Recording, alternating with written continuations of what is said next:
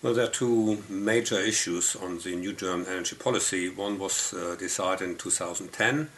That is about decarbonization. The aim is to decarbonize the German energy sector by at least 80% compared to 1990, but maybe even more by year 2050, and also to have steps in between where we could measure the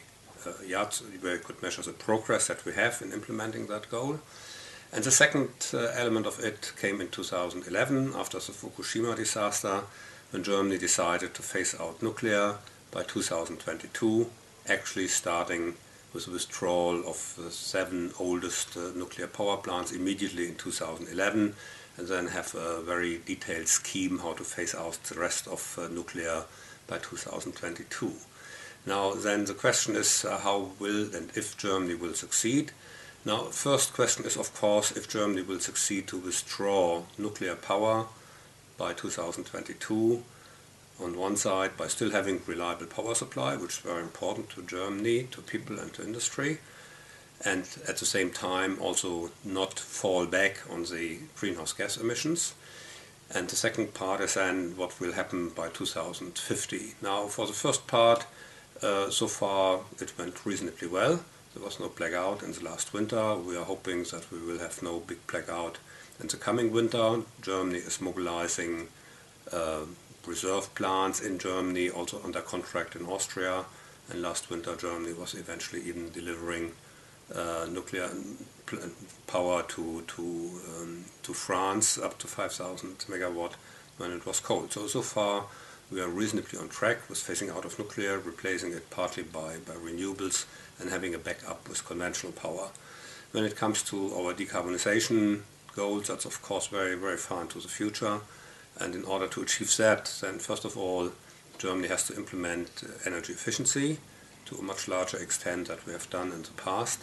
And the second point is also that Germany has to design a complete renewable system for power generation. That is something which also still requires a lot of research efforts to make renewable more steady and also to have some storage solution for renewables.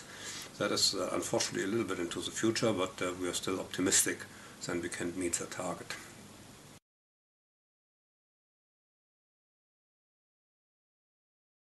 One thing is that the role of gas in the traditional sectors, meaning industry, household and commercial, is slightly declining because of higher efficiency, and so at least in the main markets. There are also additional markets in kind of countries in the southeast of Europe.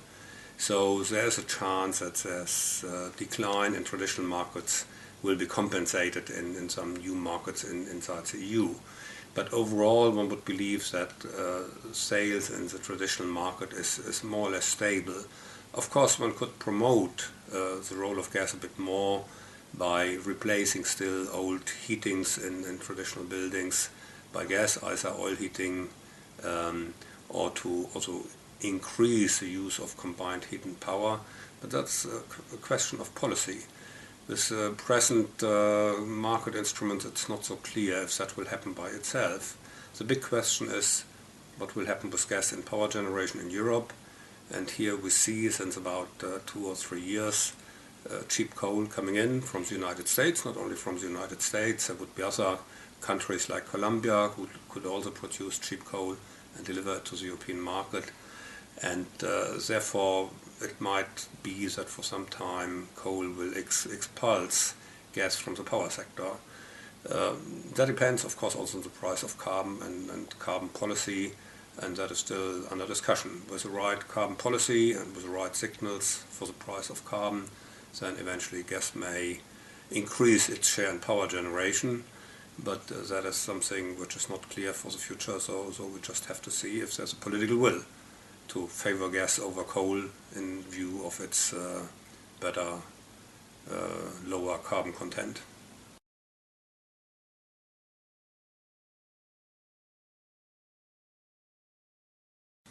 And I think one of the problems is that Russia's delivery to Europe was based on long-term contracts. And first of all, long-term contracts have a long-term supply commitment, but also some kind of a long-term take commitment.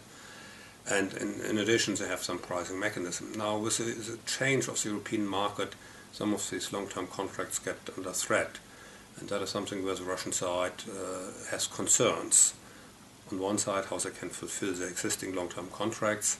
On the other side, it's some concern to understand how in a changed European market after the third package, they would still be able to deliver additional gas to the market. Because it's not so clear to understand how gas can be transported to the final customer, especially when it is across several borders.